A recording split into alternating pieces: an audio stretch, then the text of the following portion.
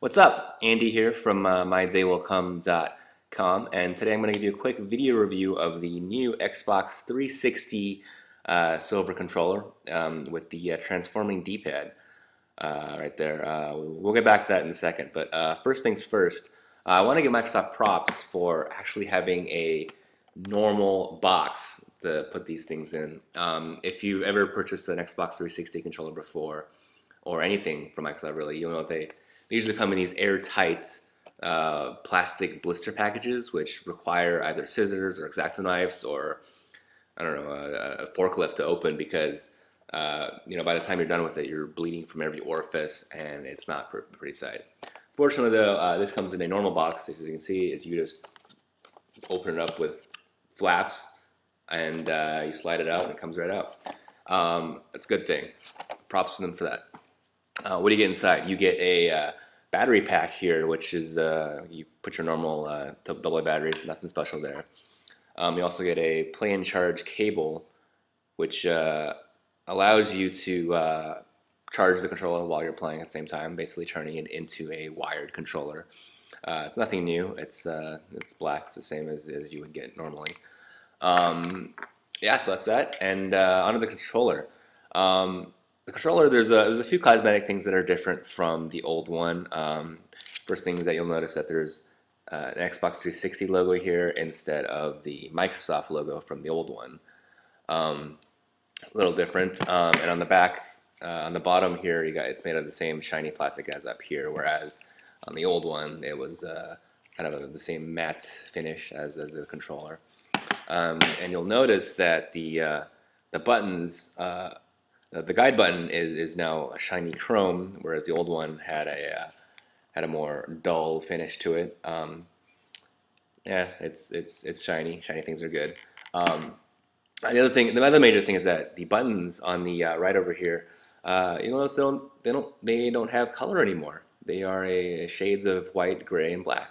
I don't know if this might be an issue for you if you're the type of gamer that requires big prompts to guide you in your button presses. And if you're playing a game that has a quick time event that says press the giant red B button, if you go by color, then you might be a little lost. But imagine most people go by muscle memory of the button locations, so no big deal there. But here we come to the big changes, which come in the form of these the sticks and the D-pad.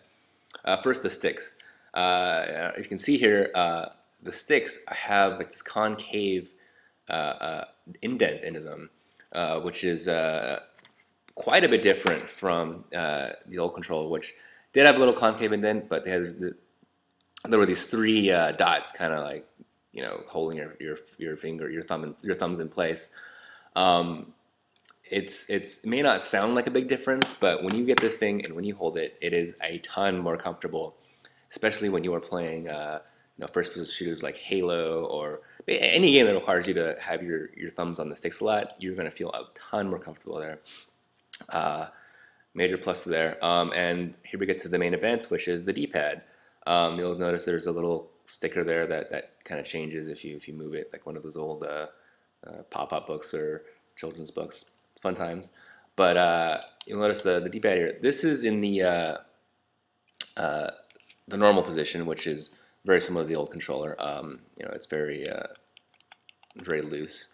But if you press down, you got to press down, kind of do a little switch, and voila, it becomes a D-pad, much like kind of like the old SNES controller, where it's very precise. Now, I was a little concerned with this at first because even in this position, it still feels kind of loose-ish. Which is, I think, one of the big complaints about the D-pad is that it kind of just floats everywhere. But I loaded up Super Street Fighter 4. While I'm not a professional player by any stretch of the imagination, I managed to complete the arcade mode without continuing or dying or losing a round once, and even beating Seth in one shot, which. If any of you have ever played it before, you'll know that Seth isn't exactly a trivial. Beating Seth isn't exactly a trivial feat. I was knocking off shoryukens and fireballs very easily and on demand.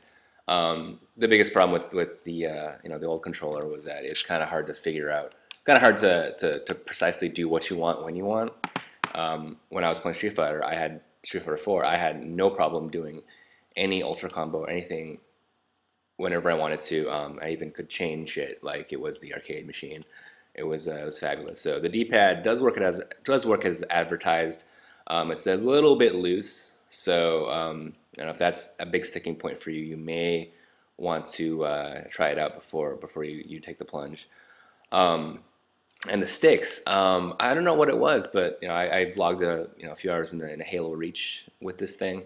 It definitely felt a bit more sensitive. Actually, I felt like I had to turn down my sensitivity marker from 3 to 2 to get back to my comfort zone in terms of sensitivity. So it feels like it's a little more precise, a little more sensitive in terms of the joystick sensitivity. But I think it's a good thing. Having more precise tracking is always a good thing. And it's also easier to click on these things. You notice it's kind of hard to show in video, but if you hold on to these things, it's not only is it comfortable, it's more comfortable. It's easier to click for easy zoom or crouching or whatever behavior you would like to use with your controller. So this thing, the downside of this is that it costs $64.99 retail. That's because it includes the play and charge kit, which is a rechargeable battery and the cable. Normally that thing's like $20 by itself. So if you don't have a rechargeable battery or play and charge kit and you need a new controller, this is a great deal because you're saving $5 off the retail price. But if you already have one, it's kind of a bummer to have to be forced to buy a new set of batteries just for the new controller. Fortunately, there have been some deals. I saw something at buy.com the other day that had this thing for $48.99 in its entirety, which is a very good deal because that's cheaper than a normal controller, a normal wireless controller would be. So if you can get it at that price, it's worth it. I recommend this thing if you either need a new controller, really hate your D-pad, or need a wireless battery. All those things add up to making this a very worthwhile purchase. If you already have a controller, you don't need anything, you feel free to skip this. It's not a revolutionary new way to play your games. It's just more comfortable, a little more precise, and D-pads is if you don't play Street Fighter or any other 2D fighting game, you may not have a burning desire to have a new D-pad. So it's not for everybody, but if those people who are looking for such improvements, it's a very good purchase, and I recommend it. All right, thanks guys.